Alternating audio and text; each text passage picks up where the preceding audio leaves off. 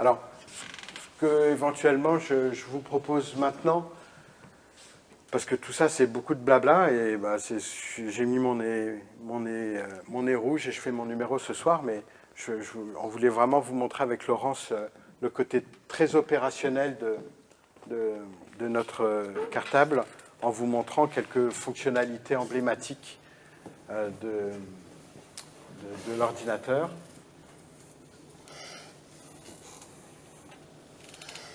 Voilà, il va s'allumer tranquille. Donc il y a une session utilisateur que les enfants... je vais piquer un bloc là, je ne sais plus à qui. Ah, oui, je ne sais plus à qui. Mais bon, on peut défiler. Donc là, on est sur un logiciel qui s'appelle OneNote. Je ne sais pas si vous connaissez. Non. Je vous en explique quand même vite fait le principe.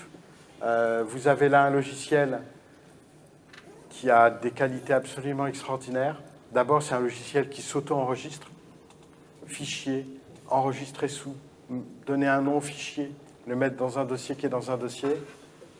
La préhistoire de l'informatique. C'est nul et c'est pas assez efficace pour un enfant en classe.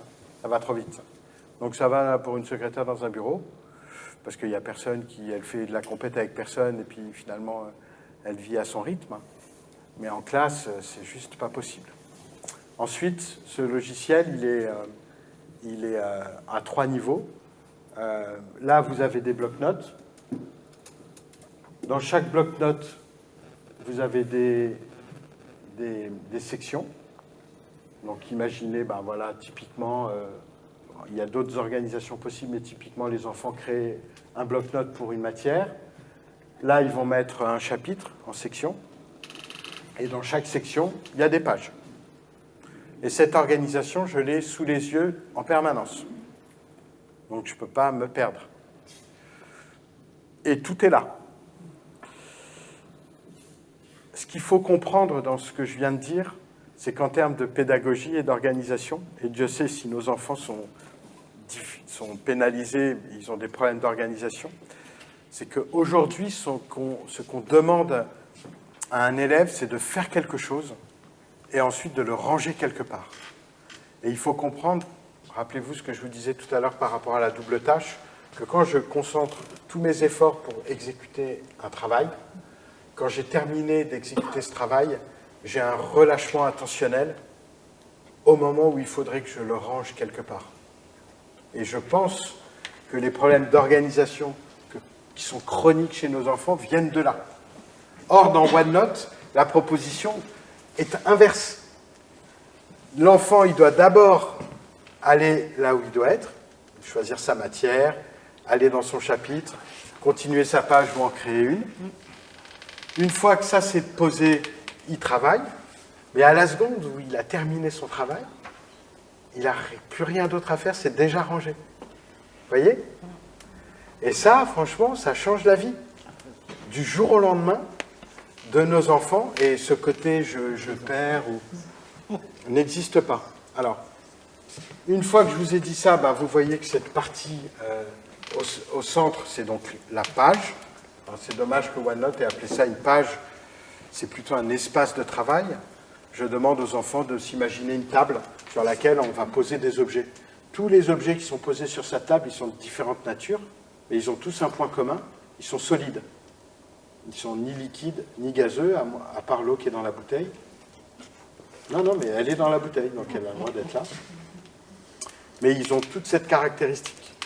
Tous les objets qui sont dans la page OneNote, ils ont tous une caractéristique. Ce sont des objets numériques. Une image, c'est un objet numérique. Un mot que je vais écrire avec mon clavier, c'est un objet numérique. Un fichier Word que je vais poser sur cette page, parce que c'est techniquement possible, c'est un objet numérique. Quand j'aurai posé un fichier Word sur ma page OneNote, je double-clique dessus et Word s'ouvre. Imaginez dans un monde parfait où mon prof me donne sa clé, son cours sur clé.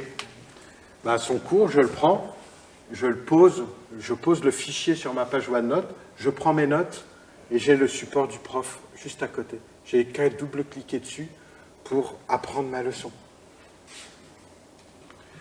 Et donc ça, ce côté OneNote, c'est juste extraordinaire. Là, Laurence, elle est en train d'imprimer dans OneNote. Donc ça, c'est une image qui est une impression du fichier Word qui est posé là. Donc, ça, c'est un fichier. Ça, c'est son image. Et cette image-là, je peux en récupérer le texte. Je peux demander à l'ordinateur de le lire. Parce qu'on est dans une notion d'objets numériques qui sont multiformes. C'est ça, un objet numérique. C'est vrai que pour les adultes, c'est un peu difficile à appréhender parce que dans le cerveau des adultes, Word, c'est du texte, Excel, c'est des chiffres, PowerPoint, c'est mon prof qui passait ses transparences sur son rétroprojecteur. Tout est catégorisé parce que nous, on a appris l'informatique à une époque où, pour qu'on accepte cet outil, il fallait que cet outil ressemble en tout point à ce qui existait avant que cet outil existe. Hein, pour qu'on s'y retrouve, parce que sinon, on serait complètement paumé. Et c'est pour ça que les adultes, le OneNote, franchement, ils ne comprennent pas. Hein. La première chose que fait un adulte quand il ouvre OneNote, c'est qu'il le referme, traditionnellement. Hein. Alors que les enfants, eux, on leur explique ça, ils n'ont pas d'a priori, et ils se plongent là-dedans en comprenant tout de suite l'intérêt. Voilà un objet numérique que Laurence est en train de tracer. Imaginez que j'ai scanné par exemple le QCM ou la dictée à trous que le prof a donné à ses élèves, donc une feuille de papier. Via la caméra de l'ordinateur, on va scanner le document. Donc avec nos ordinateurs, il n'y a même plus besoin de scanner. Ils prennent directement la photo du document. Le document devient une image. Et sur cette image, je vais pouvoir travailler. Ça, c'est ça les grands principes. Un petit tableau. On va vous montrer comment on fait un tableau dans OneNote.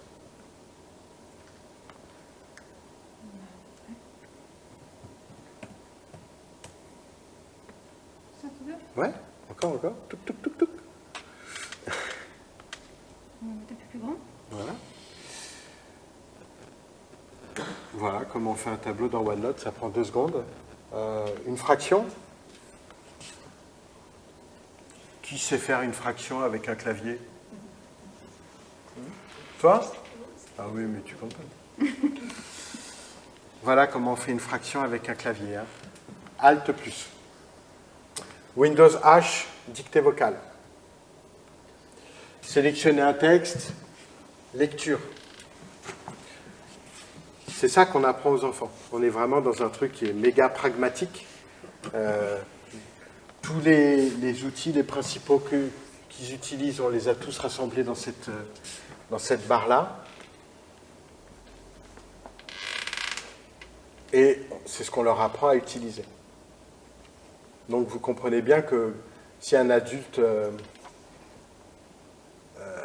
il comprend rien, ça ne dérange pas l'enfant. Et ça, enfin, les parents qui ont vécu ça le savent. Cette loterie qu'on doit vivre chaque année en se disant « Oula, c'est quoi l'année prochaine? Comment elle s'appelle? C'est quoi sa réputation à la maîtresse là? Ça va aller? Ça va pas aller ?» Ah non, mais au secours, quoi. Il y a des profs dont on sait qu'ils sont hyper réticents à l'ordinateur. Est-ce que je vais tomber dessus? Est-ce que... C'est une angoisse de parents absolument incroyable. Peut-être aussi montrer dans maths, pour ceux qui ne souffrent pas de dysgraphie, l'équation manuscrite.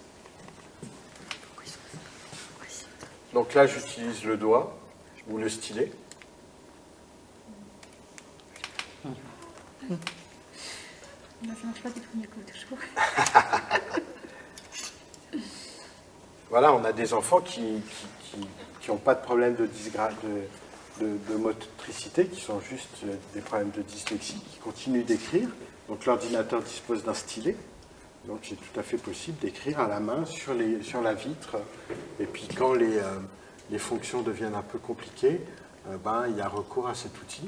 on montre cet outil à l'enfant. Si ça lui plaît, il l'utilise. Si ça ne lui plaît pas, il ne l'utilise pas. C'est pas plus compliqué que ça. On est là pour augmenter ses possibles, hein, pour rajouter des outils dans sa boîte à outils. On est toujours dans la proposition. Tu veux une souris? Pas de problème. On te prévient, la souris, tu peux l'oublier, elle prend de la place sur ton plan de travail, elle va prendre de l'énergie à ton ordinateur, donc il y a des petits côtés négatifs. Mais si tu préfères une souris, utilise une souris, c'est vraiment pas un souci. Il y a des enfants qui ne font que des raccourcis clavier. Il y a des enfants qui passent que par l'écran. Tu raccourcis clavier, toi? Ouais, t'aimes bien ça. Hein. C'est souvent le cas. Alors, dans OneNote, on peut faire tout un tas de choses, et Laurence, pendant que je parle, elle vous pose des objets numériques. Il y a des objets qu'on ne peut fabriquer pour l'instant que dans Word. C'est ce qu'on appelle un add-on, c'est-à-dire ce sont des petits logiciels qui viennent enrichir le Word de Microsoft. Donc ils ont été créés par Marie-Laure Besson, c'est la barre Studis, vous en avez peut-être entendu parler. Non, ça ne vous dit rien. Donc vous voyez là des onglets que vous ne connaissez pas, mathématiques, histoire, sciences, texte à insérer, voix. Tout ça, ce sont des outils que l'enfant utilise en fonction de ses besoins. Donc là, on est dans l'onglet Histoire. C'est un outil qui permet de créer des frises historiques.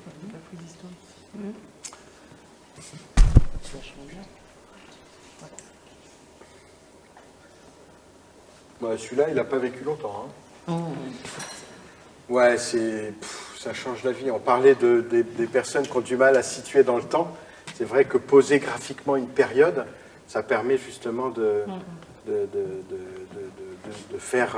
rendre spatial de la temporalité. Et c'est quand même très intéressant. Voilà. Si par exemple j'ai une interro à faire, capture d'écran. Laurence, tu t'amuses là, hein? Non, c'est pas ça que je voulais montrer. C'est pas ça que tu voulais faire. Texte inséré. Tu peux commencer peut-être un nouveau dossier. Voilà.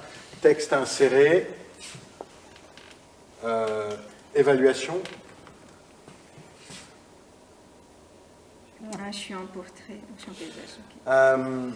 L'idée, c'est de faire l'économie au maximum des gestes moteurs de l'enfant pour qu'il soit tout de suite en situation d'utiliser son cerveau. Typiquement, en maths, on pose une addition, donc mathématiques, opération, addition, comme tu veux, multiplication, poser une multiplication. Là, l'enfant, il a juste à remplir, en se mettant sur majuscule. Je suis fatiguée? Oui, la journée a été longue. Tu vas y arriver. Voilà. Donc voilà les deux chiffres que j'ai à multiplier. Voilà ce que fait l'ordinateur en 5 secondes, 6 secondes. Allez, 10 parce que c'est une multiplication.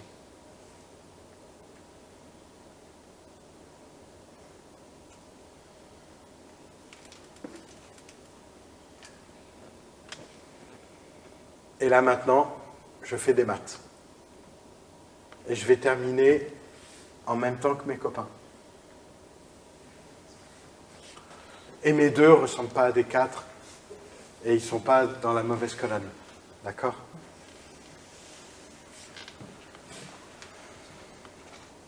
Donc ça, vous comprenez, c'est ce qu'on appelle des outils de compensation.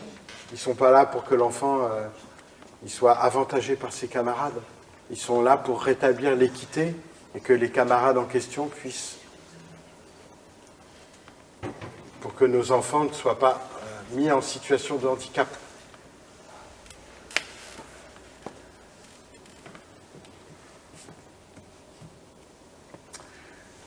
Donc c'est ça qu'on apprend aux enfants, à jongler, à aller faire des trucs dans Word, à copier, à faire du collage spécial, collage de format, collage de mise en page, collage d'images.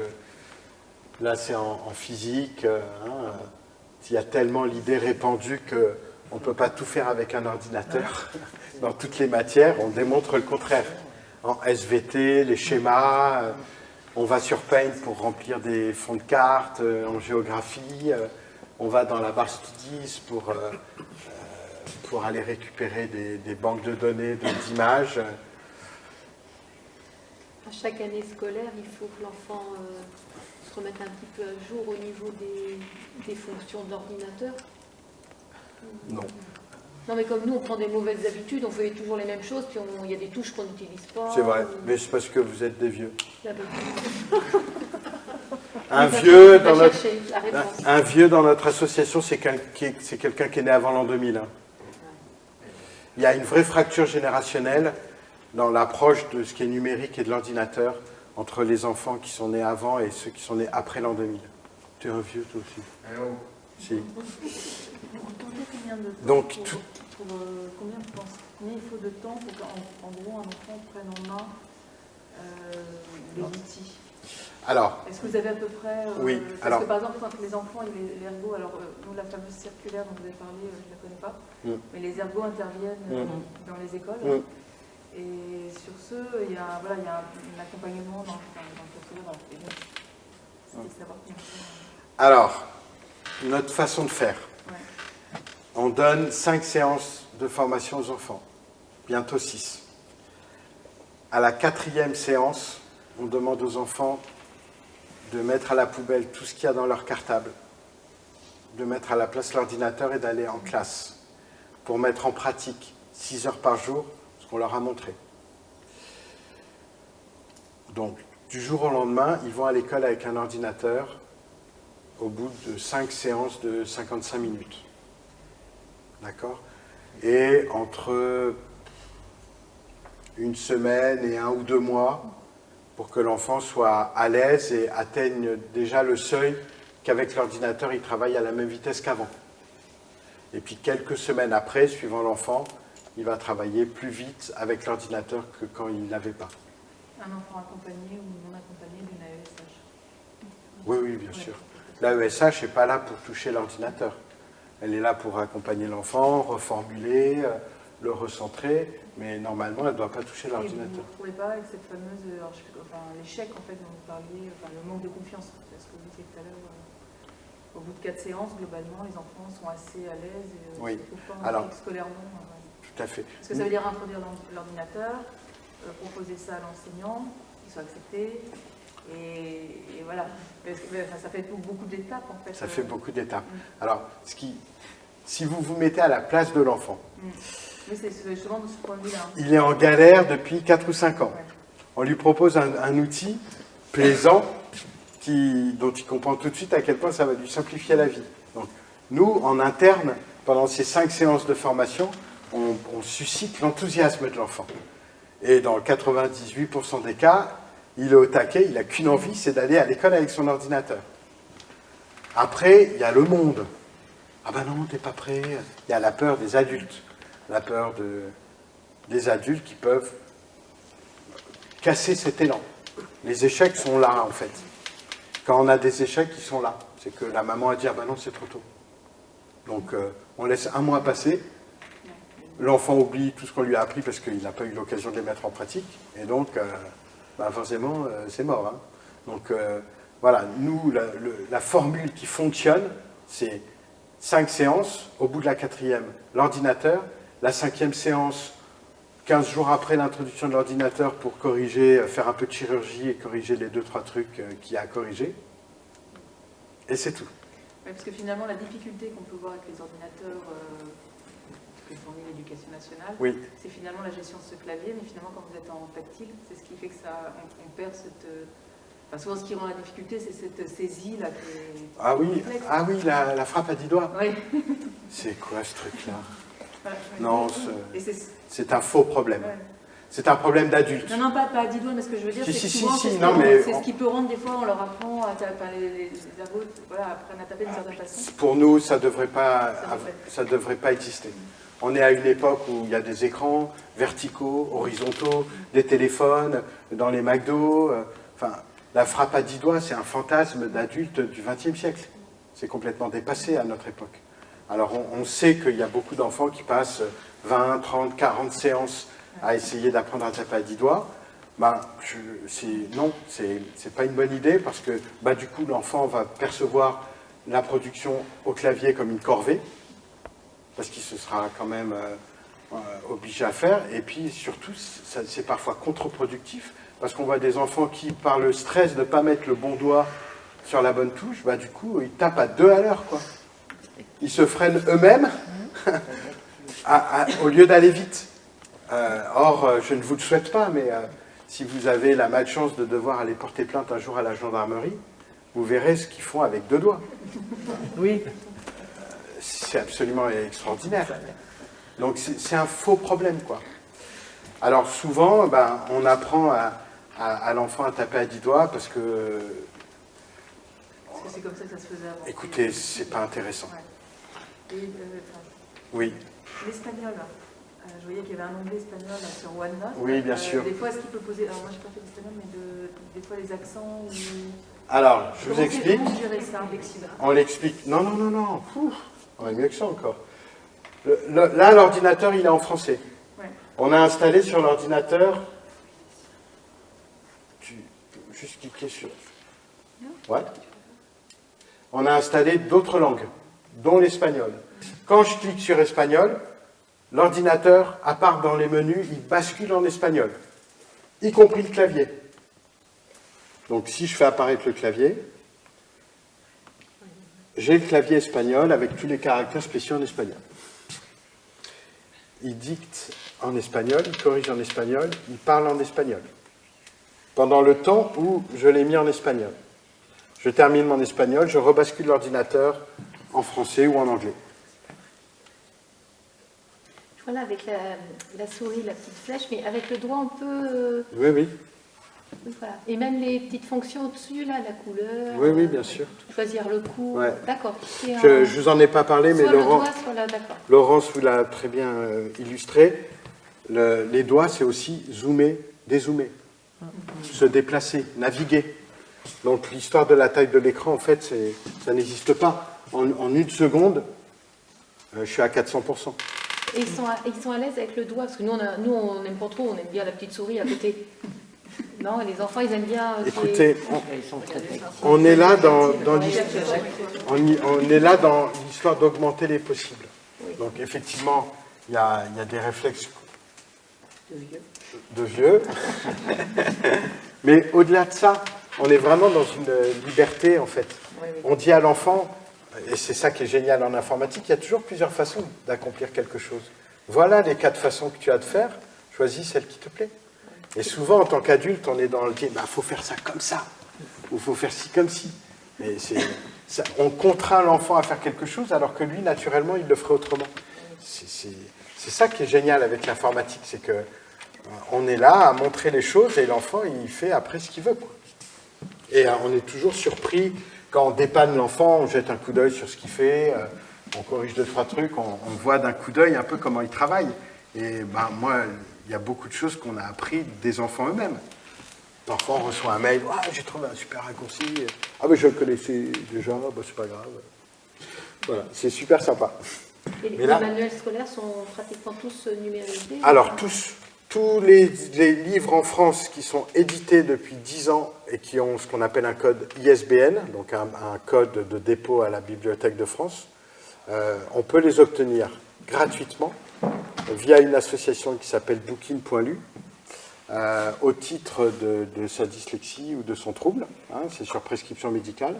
Alors, on a un accord avec cette association. Donc, pour tous les membres de l'association Fuseau, il y a juste besoin de dire qu'ils sont membres de l'association pour y avoir droit. Donc, c'est 20 € par an. Et vous envoyez le code ISBN de l'ouvrage que vous voulez en PDF et vous le recevez quelques jours plus tard. Donc là, je peux récupérer du texte sur une image, je peux le transformer en texte que j'ai tapé, je peux le faire lire par l'ordinateur. Quand je dicte à l'ordinateur, ça aussi c'est une chose que les enseignants ou les parents ne savent pas assez. Un enfant qui n'automatise pas le langage, quand il va dicter à son ordinateur, ou quand il va utiliser le prédicteur de mots, vous savez, il tape les 2 premières lettres et puis il y a un petit carré avec 3 propositions. le mot, il l'a dans sa tête. Vous voyez? C'est ça, c'est le prédicteur de mots. C'est un outil extraordinaire. Quand l'enfant, il entend le mot dans sa tête et qu'il le voit avec ses yeux bien écrits, c'est-à-dire qu'il est vraiment dans le moment de l'association entre le son qu'a un mot et la manière dont il s'écrit, ben, ça a une valeur thérapeutique, ça. Petit à petit, à force de le voir, bien écrit par l'ordinateur, il va finir par le mémoriser quand même. Alors que s'il l'écrit avec 50 000 fautes et qu'après on lui fait corriger, ben là, ce geste-là pédagogique, pour lui, n'a aucun sens. C'est du temps qui ne sert à rien. C'est une autre façon d'apprendre. Parce qu'il y a quelque chose de très important que je ne vous ai pas dit. Une personne, vous m'avez entendu dire tout à l'heure qu'une personne qui avait une dyslexie naissait avec, vivait avec et mourait avec. Il faut pas, c'est pas pour ça qu'on est condamné toute sa vie à faire 5 fautes par mot. On a des adultes qui ont des troubles et qui les compensent d'une façon remarquable, voire miraculeuse. Parce que ces jeunes adultes, ils ont 2 choses que n'ont pas un jeune qui a 10 ou 15 ou 16 ans. Un, ils ont plus de maturité, et c'est vrai que plus on grandit et plus on arrive à compenser ces troubles. Et puis ils ont une autre chose extraordinaire qu'ils n'ont pas avant, c'est la motivation.